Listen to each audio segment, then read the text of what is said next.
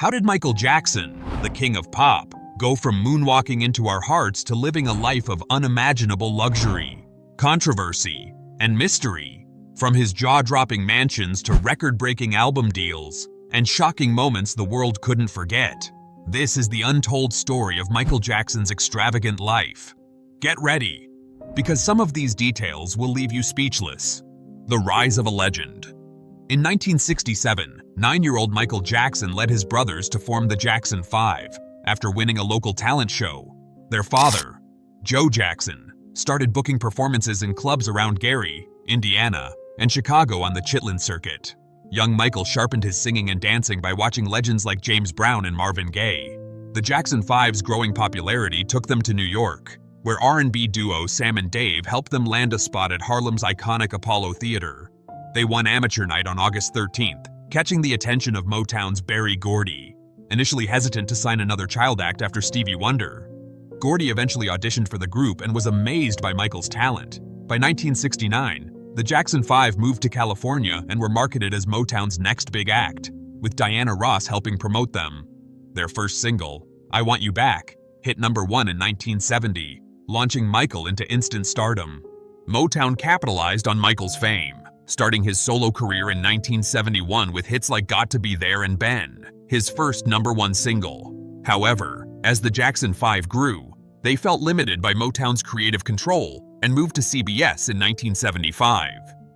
Michael's next big step came in 1978 when Diana Ross invited him to play the Scarecrow in The Wiz. This role introduced him to producer Quincy Jones, leading to their groundbreaking collaboration on the 1979 album Off the Wall, featuring hits like Don't Stop Till You Get Enough and Rock With You. The album sold over 20 million copies worldwide. At just 21 years old, Michael had transformed from a child star to a global pop sensation. Andy Warhol once said he couldn't sign things for fans because they made him. The same could be said about Michael Jackson. Fans loved him for his music, his dancing, and most importantly, his role as a cultural icon. By the time Off the Wall came out, Michael had already made history as one of the first African-American artists to break barriers, landing on Rolling Stone and eventually on MTV, where black artists rarely got airtime.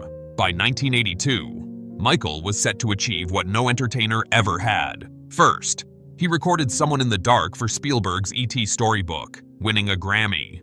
But this was just a warm-up. On November 30th, 1982, Michael released Thriller, created with Quincy Jones. The album cost $750,000 to produce and became the biggest-selling record of all time. It spent 37 weeks at number 1, produced 7 top 10 singles, and sold over 1 million copies per month. The Thriller video was groundbreaking, a 14-minute masterpiece inspired by zombie movies, featuring special effects and iconic choreography. It forced MTV to play it on repeat to meet demand.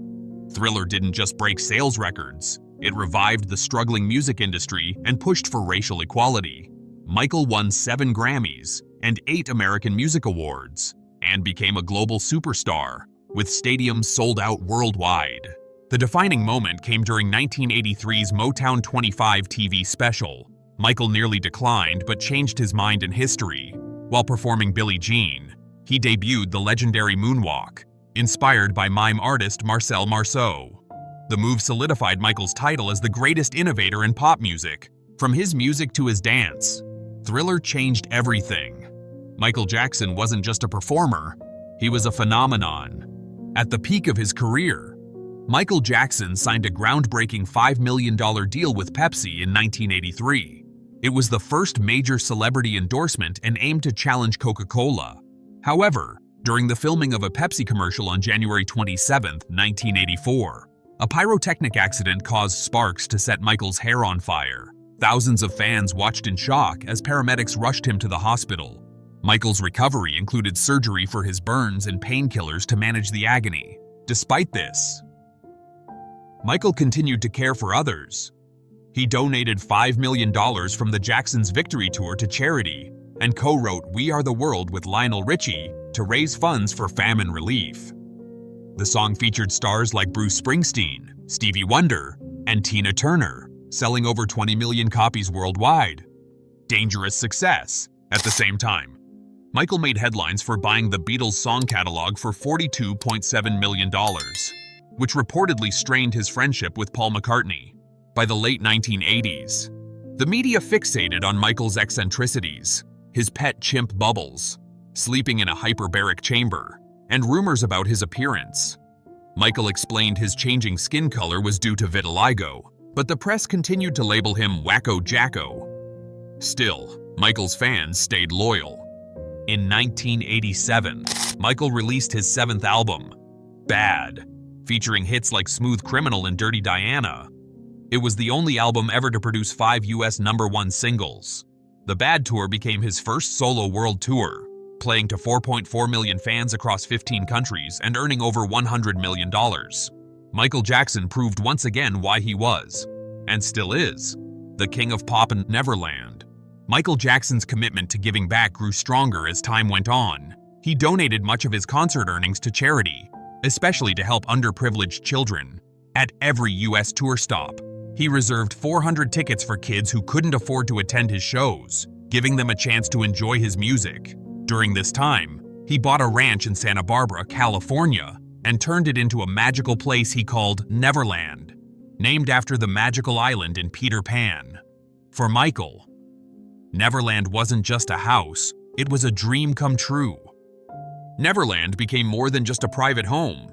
It was a huge playground filled with everything Michael loved: animals, rides, lakes, and even 2 railroads.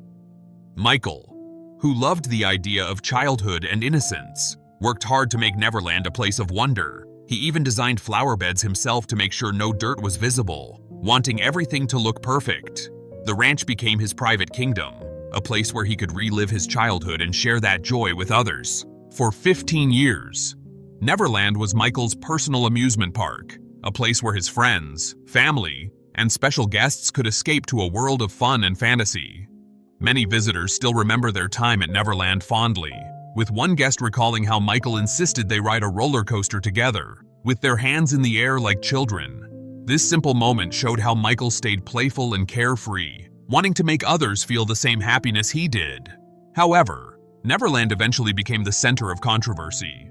In 2003, police investigations started due to accusations of inappropriate behavior, leading to a public trial. The excitement and magic of Neverland began to fade as these investigations and the negative press overshadowed the fun it once represented. After Michael's death in 2009, his belongings were auctioned off, giving the public a rare look into his extravagant lifestyle, even though Neverland was sold in 2020 for $22 million, much lower than its original asking price of $100 million. It still symbolized Michael's larger-than-life personality.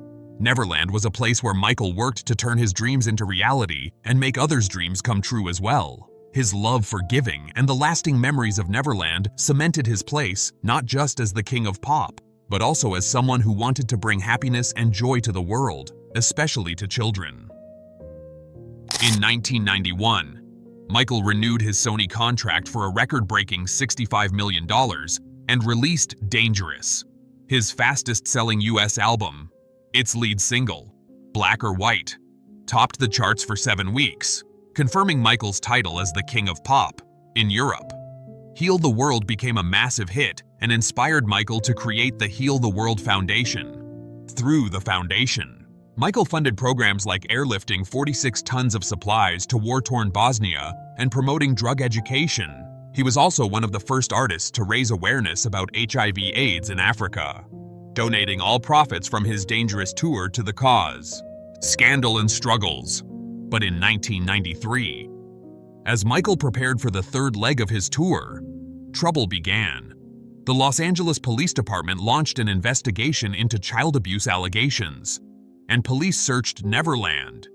The media frenzy escalated when Michael had to endure a humiliating 25-minute strip search to prove his skin condition, vitiligo, publicly addressing the allegations.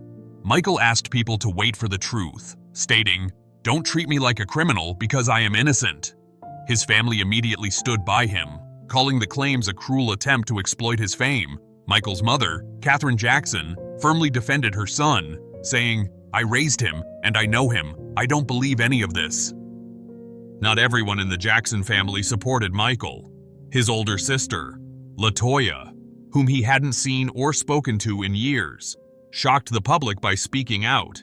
At a press conference, she accused Michael of harming children, saying, "I love my brother, but I cannot stay silent." LaToya later retracted the statement, claiming her abusive husband forced her to speak for money. Despite the scandal, Michael performed for 47,000 fans on his 35th birthday, though behind the scenes, he battled chronic pain, stress, and claims of painkiller addiction. The next night in Singapore, he collapsed before going on stage and was rushed to the hospital with severe headaches. Michael apologized to fans, saying, "I'm sorry for the cancellation. I love you all." Love and history. During the difficult times, Michael Jackson found comfort in his relationship with Lisa Marie Presley. She understood what it was like to live in the spotlight and became his main support. They got married in May 1994, but over time, they started to grow apart. Michael wanted to have children, while Lisa Marie already had two. They divorced in January 1996, but they remained friends.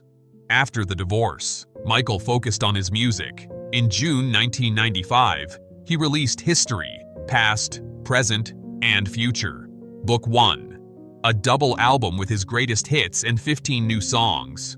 The album became a huge success, selling over 20 million copies, making it the best-selling multi-disc album ever. One of the songs, Scream, a duet with his sister Janet, was aimed at the media. Another song, You Are Not Alone, made history by becoming the first song to debut at #1 on the Billboard charts. Health battles. But Michael Jackson's health began to decline over time.